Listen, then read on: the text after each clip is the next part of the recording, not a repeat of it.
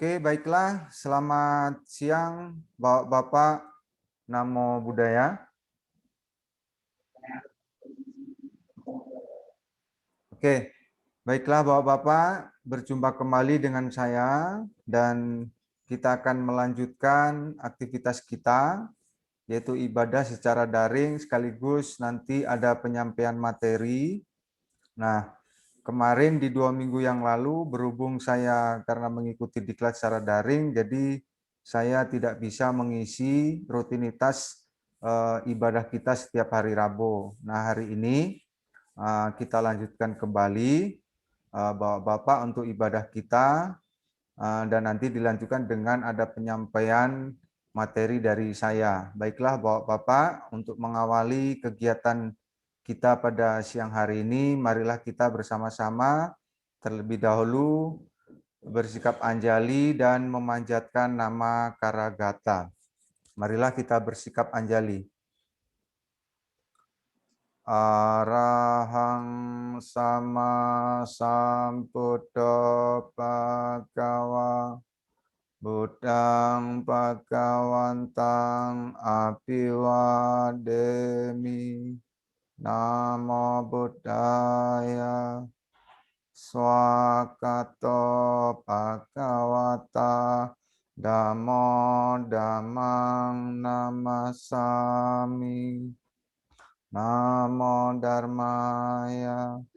Supatipanno bhagavato Sawaka Sanggo Sanghang namami. Namo Sanghaya. Oke, baiklah Bapak. Setelah kita bersama-sama membacakan tadi doa nama Karagata sebagai awal daripada ibadah kita pada hari ini, ya. Nah, untuk selanjutnya saya akan menyampaikan sedikit materi. Materi yang akan sampaikan pada hari ini yaitu tentang Dharma Yatra. Nah, akan saya tampilkan dulu slide-nya.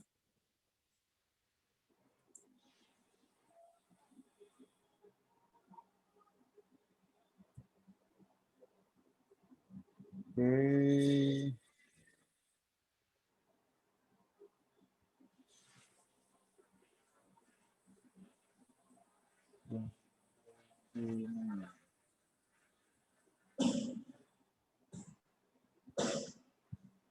Oke, jadi ini materi kita, Bapak-Bapak.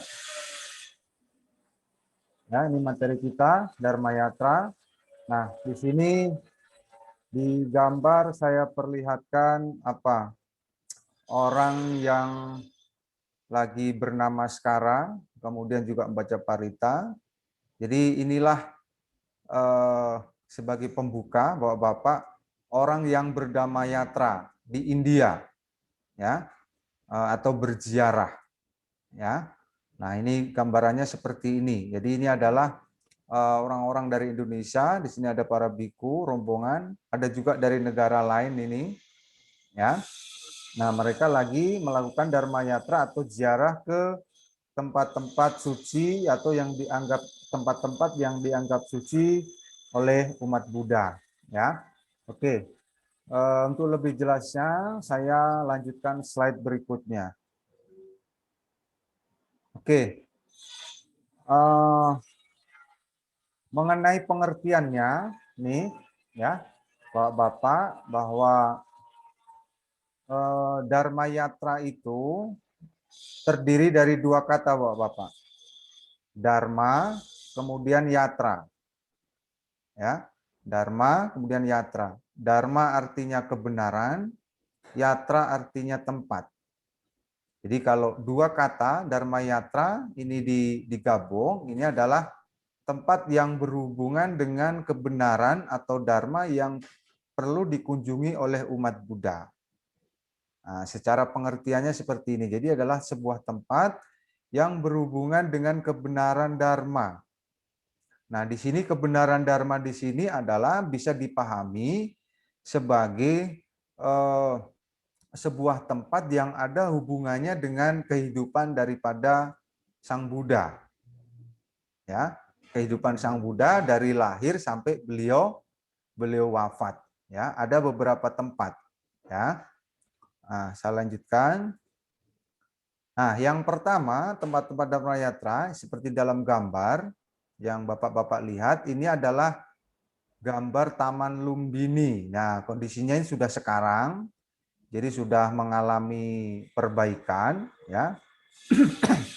Karena kalau kita melihat atau apa ya, Lumbini pada 623 Masehi sebelum Masehi yang lalu tentunya tidak seperti ini. Ya, ini sudah gambar yang sekarang, foto yang diambil foto baru lah kita kalau begitu. Nah, dulu Bapak, disinilah Pangeran Siddhartha itu lahir. Pangeran Siddhartha itu lahir, yaitu pada bulan purnama di bulan Waisak tahun 623 sebelum Masehi. Ya, tahun 623 sebelum Masehi. Ya, ini tempat lahirnya bakal Buddha atau Bodhisattva. Sebenarnya sama ini ya, atau tempat lahirnya Pangeran Siddhartha. Di sini Taman Lumbini. Nah, kemudian Bapak-bapak, selain di sini adalah tempat lahirnya Buddha, di sini juga terdapat sebuah pilar. Pilar itu bisa diartikan sebuah tugu. Ya, sebuah monumen. Ya, yang tingginya itu 22 meter. Yang membangun adalah Raja Asoka. Nah, ini di Taman Lumbini. Cuman dalam gambar ini tidak diperlihatkan, ya. Kemudian terdapat juga Wihara Maya Dewi. Nah, di sini di sekitaran ini ada dibangun wihara juga namanya Wihara Maya Dewi, dan tujuan daripada pembangunan wihara itu adalah sebagai bentuk penghormatan kepada Ibunda Buddha Gotama, yaitu Ratu Dewi Mahamaya. Gitu ya. Jadi di Taman Lumbini inilah di samping tempat kelahiran Buddha ada juga sebuah pilar atau tugu, kemudian ada juga wihara. Nah, karena ini adalah tempat lahirnya Pangeran Siddhartha, maka bagi umat Buddha, ya, bagi umat Buddha, tempat ini adalah tempat yang dianggap suci, gitu ya, dan hendaknya dikunjungi atau diziarahi kita oleh sebagai umat Buddha. Ya, ini Taman Lumbini, ya. Oke, slide selanjutnya. Nah, yang kedua ini adalah Bodh Gaya atau Buddha Gaya. Ya, Buddha Gaya atau Bodh Gaya ini. Nah, disinilah dulu Petapa Gotama atau Pangeran Siddhartha itu mencapai penerangan sempurna atau menjadi Buddha. Ya, Bodh Gaya ini dulu adalah sebuah hutan. Ya, sebuah hutan yang berada di pinggir sungai namanya Sungai Neranjara begitu. Nah, di hutan inilah dulu di bawah sebuah pohon yang kita kenal sekarang sebagai pohon Bodhi. Kalau aslinya itu namanya pohon Asata. Nah, disitulah Buddha mencapai penerangan sempurna. Ya. Nah, sekarang ini karena foto terbaru atau lagi-lagi foto baru, maka gambarnya tidak seperti hutan, tapi sudah menyerupai sebuah kota, ada bangunan di sini. Ya, nah kalau bangunan yang menjulang tinggi ini adalah Wihara Mahabodhi. Ya, Wihara Mahabodhi yang dibangun tentunya ya setelah Buddha wafat. Nah, untuk mengenang daripada peristiwa Petapa Gotama menjadi Buddha atau mencapai penerangan sempurna. Ini saya kasih keterangan, yaitu terdapat sebuah wihara bernama Wihara Mahabodhi yang menjulang tinggi setinggi 52 meter. Nah, inilah Wihara Mahabodhi Bapak-bapak. Ya, Wihara Mahabodhi. Nah, kemudian terdapat juga Wihara Sujata. Nah, Wihara Sujata tapi letaknya di sini tidak diketahui di mana pastinya, tapi di sekitaran ini, ya, di sekitaran tempat ini ya. Nah, kenapa ada Wihara Sujata di sini? Nah, wihara ini dibangun sebagai penghormatan kepada Sujata. Nah, perlu Bapak-bapak ketahui bahwa Sujata ini adalah orang yang dahulu sebelum Petapa Gotama menjadi Buddha atau mencapai penerangan sempurna, Sujata inilah yang memberikan makanan untuk terakhir kalinya sebelum Petapa Gotama menjadi Buddha. Nah, kenapa kok Sujata ini memberikan makanan ya berupa daging dan susu pada waktu itu? Ya, karena Sujata menganggap Buddha merupakan titisan dewa yang turun ke bumi untuk menerima persembahannya. Jadi Sujata ini adalah sebuah orang yang sudah berkeluarga, tetapi sudah lama tidak dikaruniai seorang putra. Nah, jadi dia punya sebuah keinginan, punya ucapan, kalau saya katakanlah memiliki putra atau bisa hamil dan melahirkan seorang putra, maka dia akan memberikan persembahan kepada yang menunggu hutan ini, begitu. Nah, keinginan daripada Sujata ini terkabul. Nah, maka dia memberikan persembahan kepada misalnya memberikan persembahan kepada makhluk atau sesuatu yang ada di hutan tersebut. Ya, kebetulan ketika datang ke hutan, nah beliau melihat Sujata ini melihat Buddha sedang duduk. Sujata berpikir bahwa Buddha itu merupakan titisan atau jelmaan dari seorang dewa atau apa yang turun ke bumi untuk menerima persembahan mereka. Begitu persembahan Sujata ini. Maka kemudian Sujata memberikan persembahan itu, makanan itu kepada Petapa Gotama. Nah, setelah Petapa Gotama menyantap makanan persembahan dari Sujata inilah, kemudian tidak lama Petapa Gotama ini mencapai penerangan sempurna dan menjadi Buddha. Nah, jadi karena hal itulah maka di sini dibangun wihara namanya Wihara Sujata.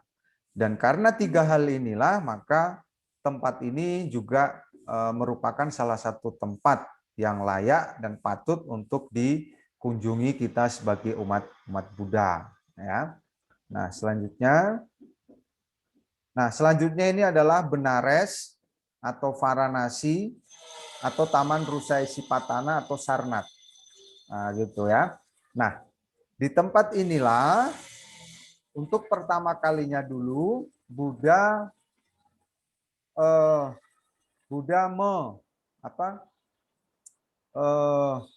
memberikan khotbahnya atau menyampaikan ajarannya kepada 5 pertapa, yaitu pada tahun 588 sebelum Masehi. Nah, di sini ada perlu saya sampaikan Bapak-bapak, kalau Bapak-bapak tadi perhatikan Siddhartha lahir itu adalah tahun 623. Nah, sekarang ketika mencapai atau memabarkan dharmanya itu adalah 588.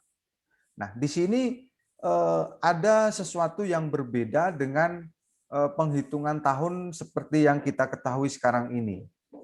Yang mana penghitungan tahunnya adalah mundur.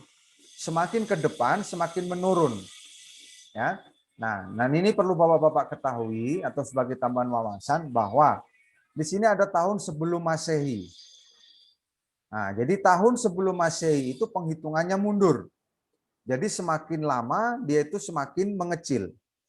Ya, sampai kemudian tahun 0. Nah, ketika dimulai tahun 1, itulah baru disebut dengan tahun Masehi. Nah, ya, tahun Masehi yang kemudian sekarang sudah berusia 2020 tahun, lebih 1 bulan, karena sekarang udah 2021 untuk bulan Februari atau bulan kedua. Ya, di situ perbedaannya ya. Jadi kalau tahun Masehi adalah tahun yang sekarang kita pakai ini. Nah, kalau pada zaman Buddha ini penghitungannya masih menggunakan sebelum Masehi. Ya, jadi makanya dia semakin menurun. Oke. Nah, di tempat inilah, di Taman Rusai Sipatana atau Sarnath atau Varanasi ini, Bapak-bapak, nah, selain tempat di mana dulu Buddha membabarkan dharmanya atau mengajarkan dharmanya kepada 5 pertapa, di tempat ini juga terdapat sebuah stupa, stupa Damek, ya, yang dulunya bernama Stupa Dhammacakka.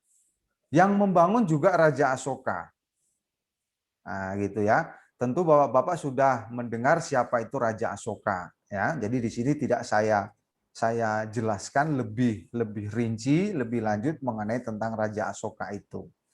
Nah, selain stupa Damek, ada juga wihara yang bernama Malaganda Kuti dan juga pilar atau tugu yang dalam tugu ini di atasnya itu ada 4 patung singa. Nah, mungkin Bapak-bapak pernah melihat ada sebuah tugu yang di situ ada patung 4 muka singa. Nah, yang kemudian juga patung 4 muka singa ini dijadikan sebagai lambang negara India. Nah, gitu ya, 4 singa ini.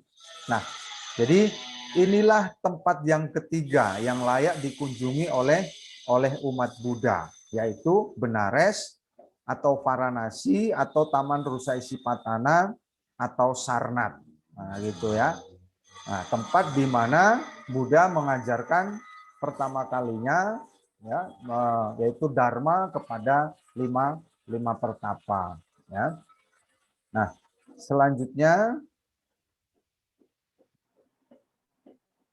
selanjutnya Kusinara, ya. Kusinara ini merupakan tempat, ya, tempat Buddha parinibbana.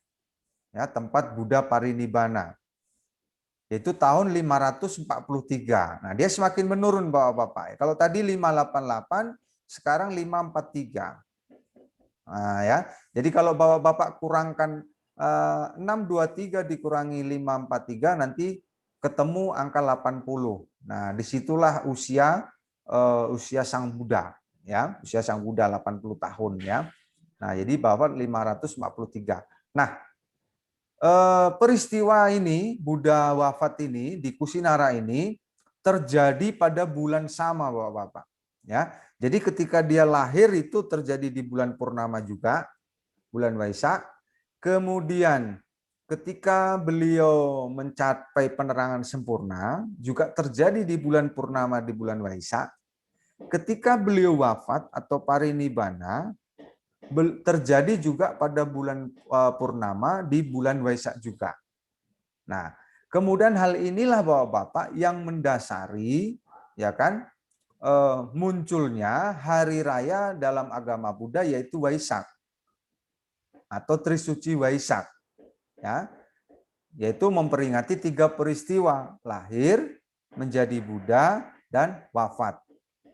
Jadi 3 peristiwa itu terjadi pada bulan yang sama, yaitu bulan purnama di bulan Waisak, begitu, ya. Jadi ini sekaligus sebagai mengingatkan kembali bahwa Hari Raya Waisak itu memperingati 3 peristiwa ini juga, ya, yang terjadi di 3 tempat itu. Nah, saya lanjut tentang Kusinara, ya. Nah, selain tempat parinibbana, ini saya sampaikan, Kusinara ini nama dulu. Kalau sekarang itu namanya Kusinagar. Ya, jadi tempat ini kalau sekarang itu berubah nama menjadi Kusinagar. Oke. Kemudian di tempat ini juga di Kusinara dulu pada zaman Buddha itu Subada, ya, sebagai orang yang terakhir menjadi siswa Sang Buddha dan juga orang yang paling terakhir ditabis menjadi biku langsung oleh Sang Buddha sendiri. Jadi sebelum Sang Buddha wafat, ya. Jadi Sang Buddha itu sempat menabis seseorang yang bernama Subada. Jadi Subada ini merupakan biku yang terakhir yang ditabis langsung oleh Sang Buddha. Begitu, ya. Ini Subada ini adalah orang yang sudah tua. Orang yang sudah tua yang kemudian memutuskan untuk menjadi biku. Gitu. Nah, di kejadiannya peristiwa ini juga terjadi di Kusinara itu. Oke. Nah, di Kusinara ini juga ada sebuah cetia, ya, sebuah cetia yang bernama Maku Tabandana, namun sekarang tinggal bata merah saja ini, ya, atau batu merah, ya. Kalau orang lebih mengenalnya Stupa Ramabar, ya. Jadi dulunya ada bangunan Cetia, tetapi sekarang sudah tinggal tumpukan batu merah saja. Nah, mungkin pihak pemerintah setempat atau komunitas Buddhis di sana tidak berusaha untuk mungkin melakukan pembangunan ulang atau bagaimana, ya, sehingga Cetia Makutambandana ini bisa berdiri kembali begitu. Nah, itu kurang tahu, ya. Nah, kemudian ada peristiwa lagi di Kusinara ini juga, yang mana di Kusinara ini tempat jenazah Buddha dikremasi selama 7 hari. Nah, dikremasi tentunya Bapak tahu, dibakar ya. Jadi ada kisah juga di sini, ya, bahwa ketika jenazah Buddha mau dikremasi, ya, jenazah api yang mau dinyalakan itu tidak mau menyala. Begitu, ya, tidak mau menyala. Nah, ternyata tidak mau menyalanya api tersebut itu dikarenakan menunggu salah satu siswa Buddha yang bernama Yang Arya Mahakasapa. Jadi ketika Yang Arya Mahakasapa itu sampai ke tempat ini, tempat di mana Buddha dikremasi, malah dengan sendirinya api itu menyala. Sehingga kemudian api tersebut membakar atau mengkremasi daripada jenazah Sang Buddha. Nah, inilah 4 tempat Bapak yang disarankan oleh Sang Buddha sendiri, seperti yang terdapat dalam Mahaparinibbana Sutta, ya, Mahaparinibbana Sutta, agar kita sebagai umat Buddha untuk mengunjungi 4 tempat ini, ya, 4 tempat ini. Nah, apakah ada manfaatnya? Ada. Slide di berikutnya, ya. Oke, sebelum saya menyampaikan tentang manfaat dan daripada berdamai yatra ini, saya menyampaikan selain 4 tempat tersebut, di India ada tempat lagi yang layak untuk dikunjungi juga. Yang pertama ini, ya, Rajagaha, ya, ini Rajagaha, ya. Rajagaha ini merupakan ibu kota kerajaan Magadha yang diperintah oleh Raja Bimbisara. Oke. Kemudian di Rajagaha ini juga, di sekitaran kota Rajagaha ini ada gua yang bernama Gua Satapani, dan di Gua Satapani itulah dulu pernah diselenggarakan sidang Sangha. Ya, sidang Sangha yang dipimpin oleh Yang Arya Mahakasapa. Nah, sidang Sangha ini sama dengan pertemuan Sangha atau pertemuan para biku pada waktu itu, ya. Dan dalam pertemuan itu para biku itu semuanya adalah biku-biku yang suci atau mencapai kesucian arahat. Nah, dari sinilah awal mula Bapak-bapak, awal mula daripada kelak atau yang sekarang kita sebut dengan Tripitaka, atau sejarah penulisan Tripitaka itu berawal dari Gua Satapani ini atau sidang Sangha pertama ini.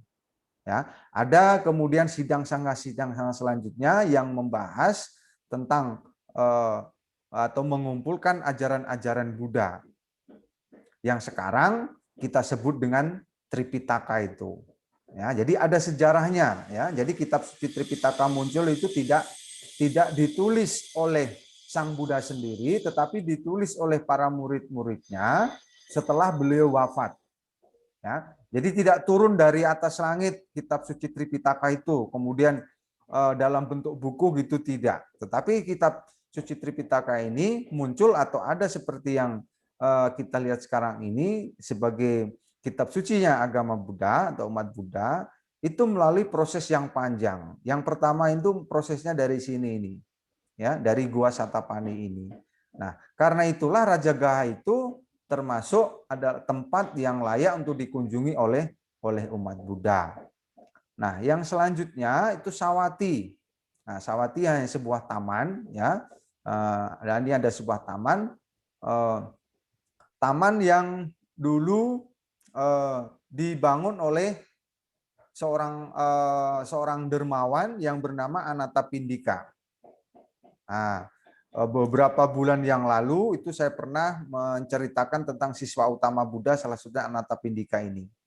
Nah, inilah di apa ini Anatapindika ini membangun, ya, di taman. Selain membangun taman, dia juga membangun wihara yang namanya Wihara Jetawana.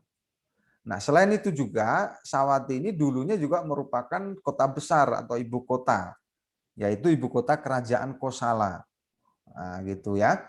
Nah, jadi ini tadi yang saya bilang bahwa anjuran Buddha untuk melaksanakan Dharma Yatra itu terdalam dalam Mahaparidi Nibbana Sutta. Nah, jadi Sang Buddha sendiri ketika beliau masih hidup itu menyampaikan pesan kepada Ananda agar kiranya umat Buddha, ya, atau pengikutnya itu hendaknya mengunjungi empat tempat tersebut, ya.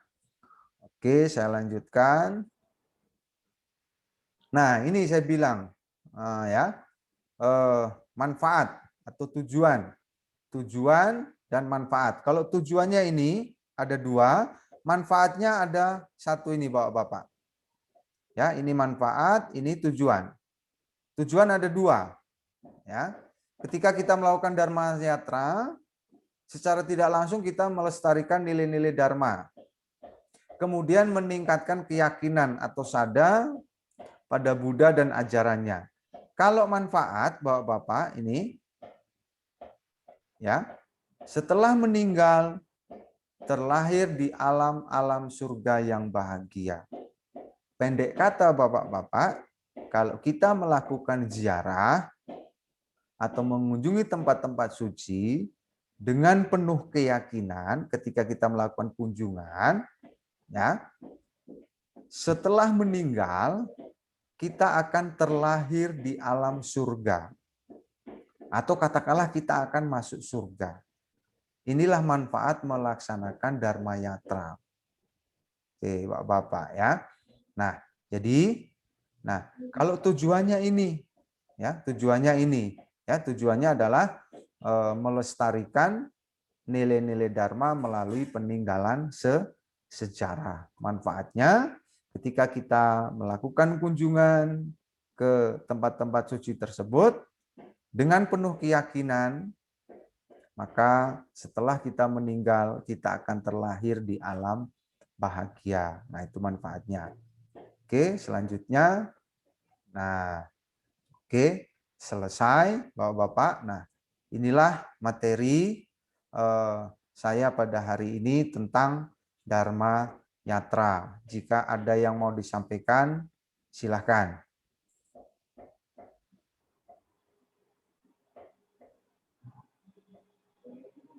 Oke, Bapak-bapak, jika ada yang mau disampaikan, silahkan.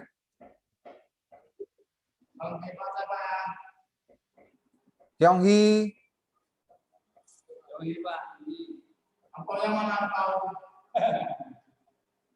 Angponya karena ini lagi apa? Kemarin juga saya lagi apa ya? Tengok-tengok di wihara ketika Pak Simpla itu sunyi sekali, ya, sangat terasa masa Covid ini.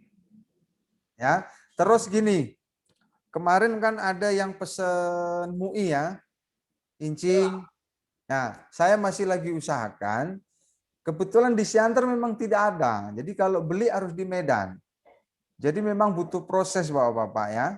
Butuh proses. Jadi mudah-mudahan kita ada jodoh karma yang baik sehingga dalam waktu dekat nanti apa yang Bapak kemarin kemukakan itu, aspirasikan terkait dengan MUI atau alat sembahyang yang versi Mahayana nanti dapat segera terrealisasi, ya. Saya akan berusaha, ya, ketika nanti pada waktunya, mungkin pada saat saya ke Medan, nanti saya akan coba cari tempat di mana penjualnya dan nanti akan saya belikan. Nah, jadi ini komitmen saya ya, karena saya sudah cari-cari di Siantar itu tidak ada yang menjual itu ya. Ya, mudah-mudahan kita sama-sama berdoa, mudah-mudahan ada jodoh karma baik kita sehingga nanti wihara memiliki aset berupa alat sembahyang untuk versi Mahayana itu. Demikian Bapak-bapak ya. Oke. Untuk angpo mohon maaf ya, mohon maaf. Oke, mohon maaf. Hanya bisa menyampaikan lewat kata-kata selamat tahun baru Imlek. Begitu ya. Oke. Ada yang mau disampaikan Bapak-bapak?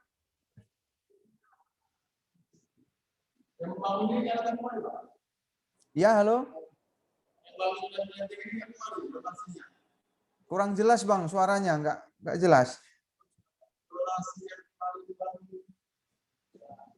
Donatur yang baru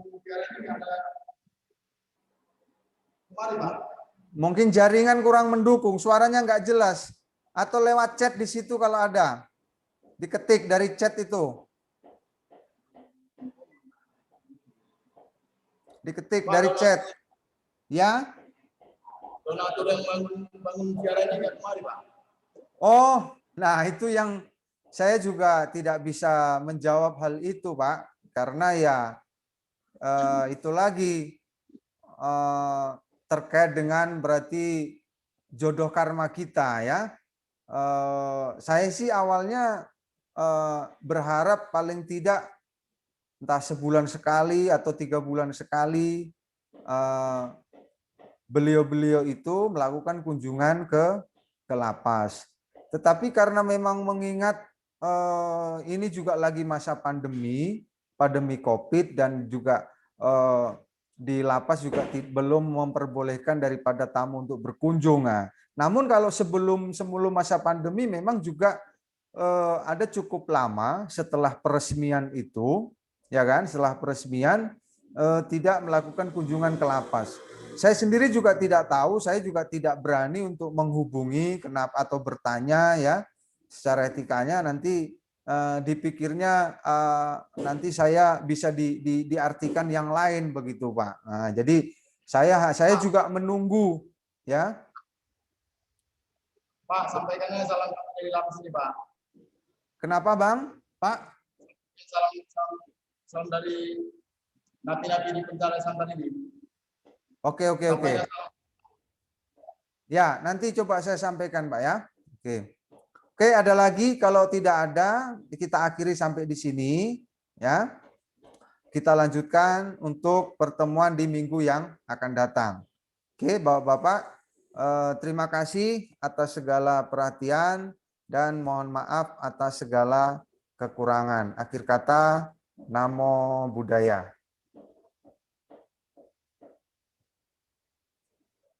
Oke, saya izin meninggalkan Zoom. Oke.